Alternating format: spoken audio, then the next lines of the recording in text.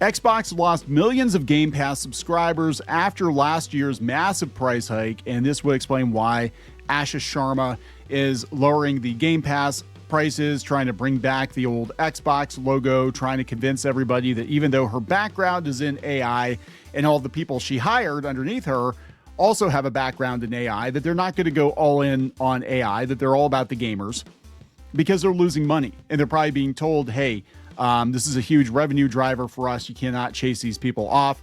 So we're gonna talk about this, kind of the future of Xbox, and yeah, they made a lot of huge mistakes. Microsoft has been making a lot of huge mistakes all across the board over the last year or so, and I think they're being told to be as profitable as possible because they're just going to shovel all that money into Copilot, into AI, but whatever.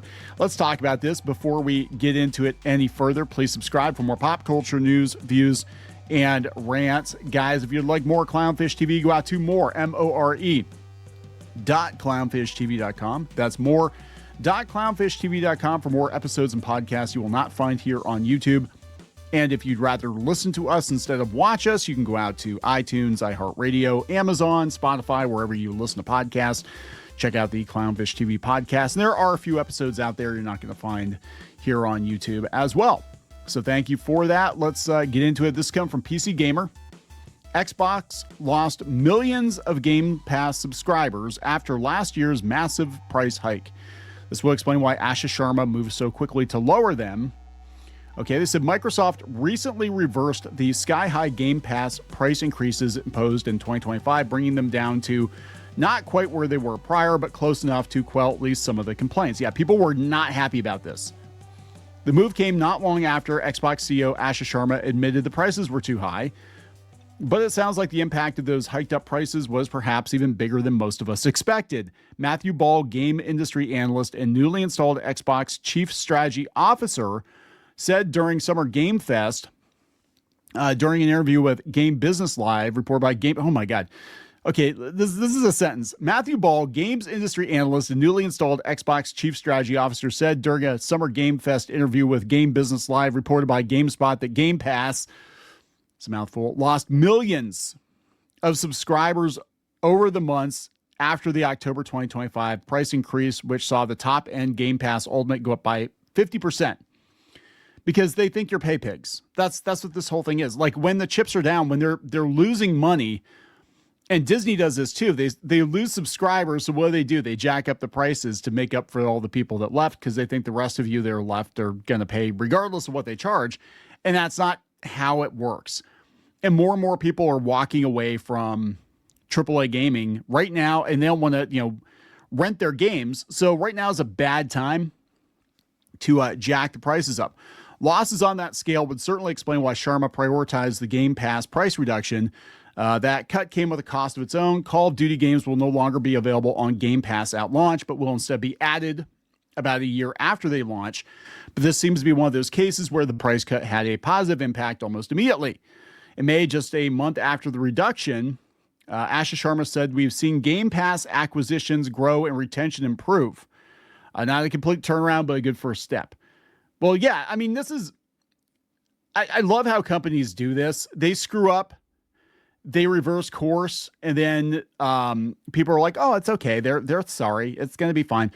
Look, I'm going to tell you that the future of Xbox, I don't think is going to look like the yesteryear of Xbox. I know everybody's excited about them going back to the old logo and Ashish Sharma being like, oh yeah, we're going to give gamers kind of like old school experiences. I'm like, remember, her background is in AI. All the people she hired are AI bros, pretty much, right? And she's been given a mandate. So what they have to do is keep the old heads happy for now. But I think eventually the other shoe is going to drop, and either the new Xbox, whenever it comes out, is going to be some AI powered thing, or it's going to be crazy expensive, or both. Yes. But I think they basically have to keep that revenue flowing until they transition Xbox into whatever they're going to turn it into. Right. But they always do this. They like jack the prices way, way high. Then they lower them, and then people think they're getting a deal. We see this happen with gas prices all the time.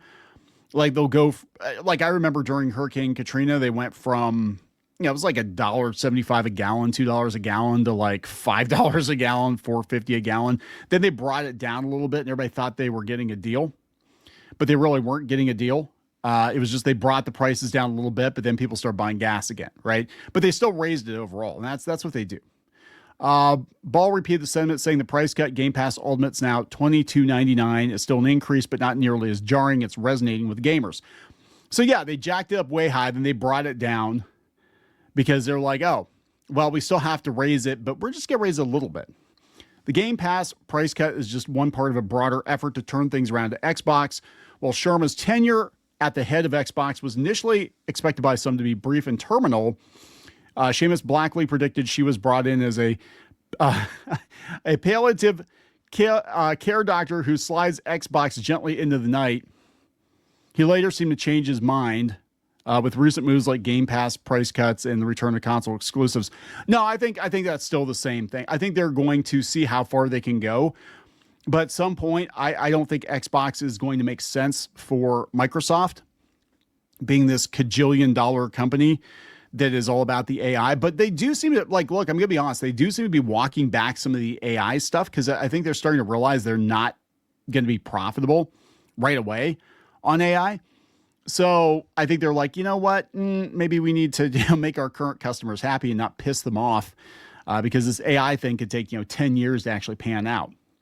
So I don't know, guys. I think it's a pretty interesting thing. I mean, we're going to see more of this, I think. Look, the truth is console gaming is going to get more and more expensive. There's no way to avoid it. It's going to get crazy expensive. PlayStation 6, they're talking, it's going to debut probably over $1,000. Next generation of consoles probably going to be over $1,000. Everybody's raising their prices.